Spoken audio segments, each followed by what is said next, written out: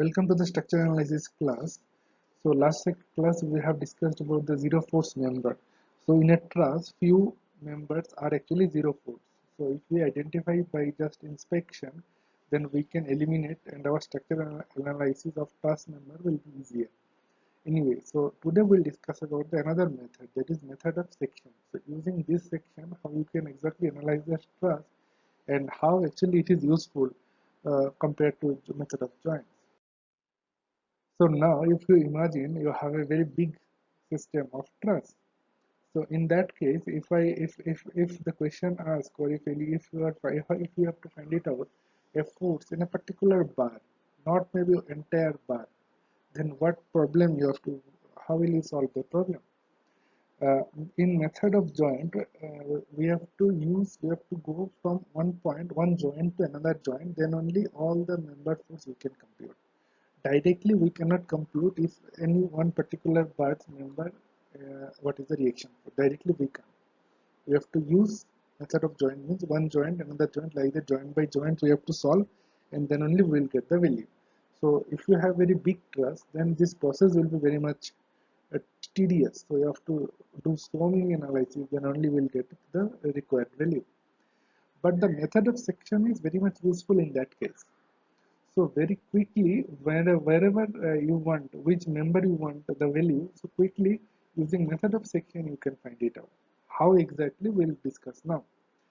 So if you say this is a truss, and the question or some reason I want to find it out, what is the member force of GC?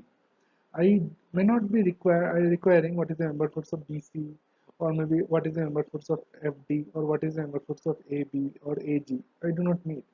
I may require only maybe what is the member force of GC. Now you may ask why only one member force you want. Maybe if you see in reality, because of architecture or because of aesthetics, if you give this member force as a different material, maybe instead of steel, other are steel bar maybe, but this member maybe you want to give a glass bar or a wood bar. So if you design, if you use a tool in that wood bar or a glass bar, so before that you have to analyze what is the forces coming in this bar. You know that other bars are actually steel bars, so that are actually enough to take the load. But only you want interested to find out what is the forces acting at GC after the application of load 100 Newton, 1000 Newton. So in method of joint means we have to start from this joint to this joint, all joints we have to move, and then only we'll get the final value. But using method of section, it is very easy to determine the forces. So wherever you want, which member you want the reaction force, you just take a section along the member where we want to find out the forces. So for example, if you want to find out GC force, means I will take a section, I will just make a cut of the entire truss into two parts, and this section always should pass where where we want to find out the member forces. So so if you see this figure B, actually we have taken a section AA and we separated our truss into two different portions. So our first job in the method of section is we have to make a cut. Cut will be where we have to find it out the forces, where we have to find it out the member force, that through that only we need to draw the section. So this is important. Now again another thing to choose the section is when you make a cut in the bar, total how many internal forces you will expose. If you remember, we discussed each joint in a truss is basically pin joint. So pin joint actually has two reactions. One is horizontal and another is vertical. There is no moment in each joint. But if you take a section on a bar, so this bar is a rigid bar, right? All three bars are very much rigid in nature. So if you take a cut of all these inclined bars, then basically you are exposing the internal forces of bar, each bar. So internal forces in each bar will have actually three components. One is horizontal force, vertical, and the moment as well. Because we have taken a section on a bar, not in the joint. So joint is actually always two forces are there, horizontal and vertical.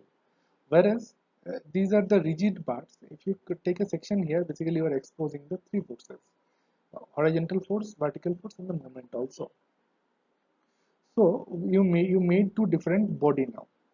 This body also should be in equilibrium, and this body also should be in the equilibrium. So for equilibrium, what are the conditions we have? Summation of all the horizontal forces equal to 0, summation of all vertical forces equal to 0, and summation of all the moments about particular point should be equal to 0. So these are the three equations you have. So for each free body diagram, you have three equilibrium of equation. So always you choose a section where you will get the unknown 3 or less than 3, because if you have more than 3 unknowns, so if you take a section where 4 members are cutted, in that case you are exposing 4 unknown values.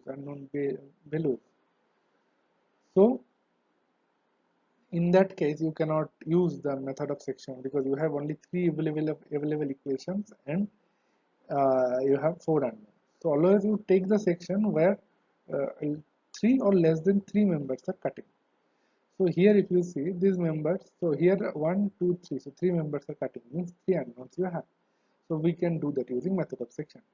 So this is a figure, so we just drawn the free body diagram, and we just shown the direction of forces where it is acting.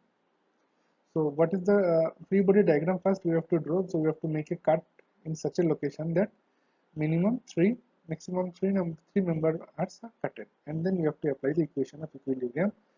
Three equation, that is summation of all the horizontal forces equal to 0, summation of all vertical forces equal to 0, and summation of all the moment equal to 0. Now let's try to solve a problem to understand the concept. So see, this is a warehouse, or maybe a workshop building, where we see this that at the slab is basically roof truss is used. So as I mentioned, that see these roof panels are actually resting on these longitudinal bars. So these bars actually we call it purlin. So these purlins are actually transferring the load through the joints. So ideally all purlins should be resting on a joint. So now the question is determine the forces in a member GI. Which one is GI? Now same force. Now this is the same truss. Is now this figure is basically an analytical model. So you have to find it out the forces in GI and CO of a roof truss. So GI is which one? So this is GJ. So GJ is this member. So you are asked to find out what is the member force in this bar, and then CO and CO also of a roof truss, and shown in figure, and everything is fine. So now you have to find it out what is the member force in this bar and this bar. You may not require to find it out what is the member force for each bar. I want only this bar value and this bar value. So if you use method of section to solve this problem, what will happen? First you have to start with this point, then you have to calculate what is the member force of this bar, then this bar, what is the member force for this joint, then this joint, then you have to do it this joint, then only you will get the what is the member force of this bar.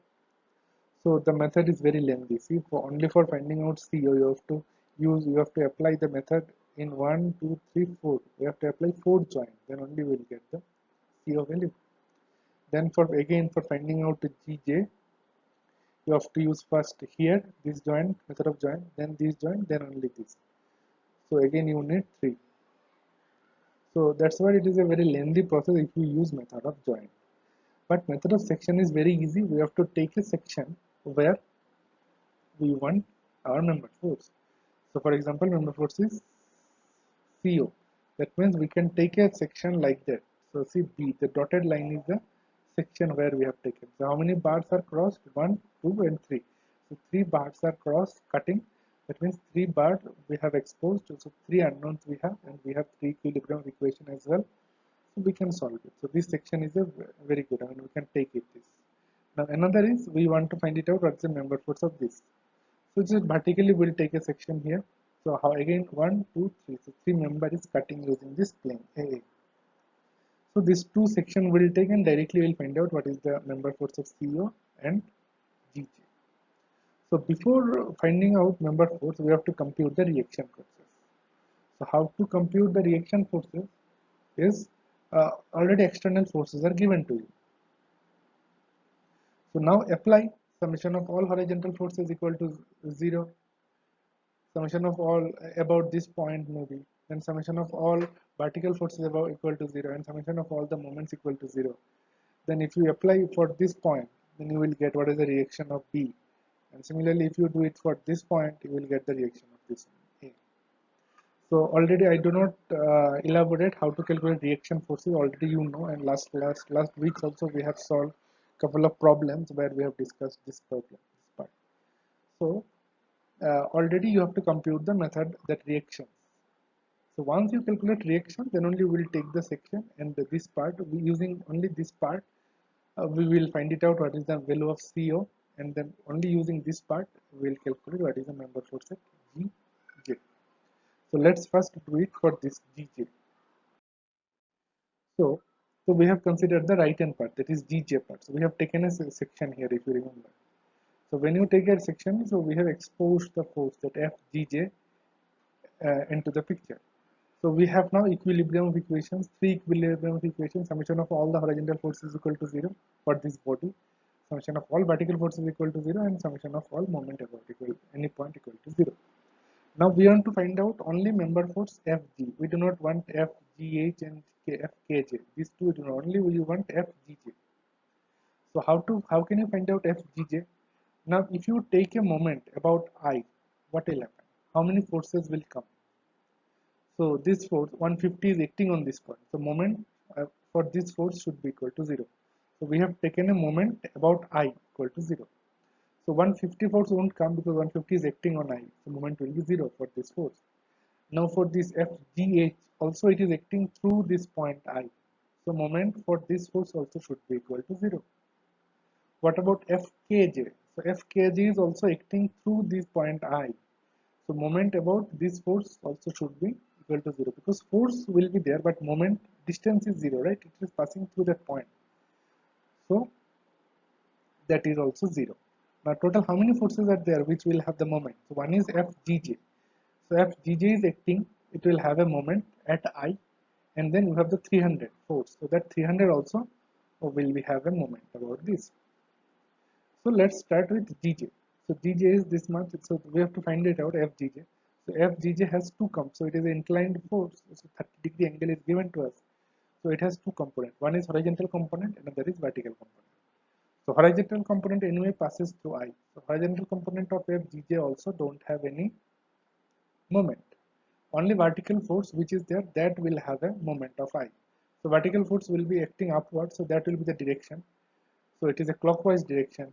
So clockwise direction we have considered negative. So Fgj is the force, and from here to here distance will be how much? So so we have to find it out. So this much will be the how much will be the distance. So and another force is acting 300. So 300 is acting here. 300 into distance is this much. Distance already we know 3.464. So 300 into 4.64. So this is acting as anti-clockwise. Anti-clockwise means positive, and this Fgj is actually clockwise. So clockwise means we consider as a negative. So Fgj has two components as I mentioned. So one is horizontal component, another is the vertical component. So for vertical component, you have a moment. So how much will be the force? Force is Fgj, and how much is the distance? Distance is Fgj. So 6 is this much, and you have the angle. So this angle is 30-degree mentioned. So what will be its vertical component? Vertical component of Fgj will be Fgj into sine 30 into distance is 6 feet. So Fgj is actually inclined, angle is 30-degree, but it has two components, right? One is horizontal component which is 0, and vertical component is Fgj is equal to F sine 30-degree. So this is a vertical component into 6. So we will get from this equation what is Fgj. Solve. And next one is that another section we have considered that left hand side, if you remember, to calculate the forces at CO. So we have exposed three forces, we have to find it out FCO. So again we have taken a moment about A, then how many forces are acting? So this CD force is along the A, so there is no moment because of CD. Then FOP also passes through the A. So again that's why there is no moment. 150 pound also acting through A, there is no moment because of that. Now 300 is there which will create a clockwise moment. So clockwise moment means negative as we consider. So 300 into distance, this distance is 3.46 given. So that moment will be minus 300 into this. And another force is because of FCO also you will have anti-clockwise moment. So anti-clockwise means this direction, anti-clockwise means it will be positive. So FCO into this distance is given 6. So from here also you can calculate what is FCO. So that's how we can calculate only using method of section, where you want to calculate the force, directly you take a section and you find it out what is the member force using that. So thank you.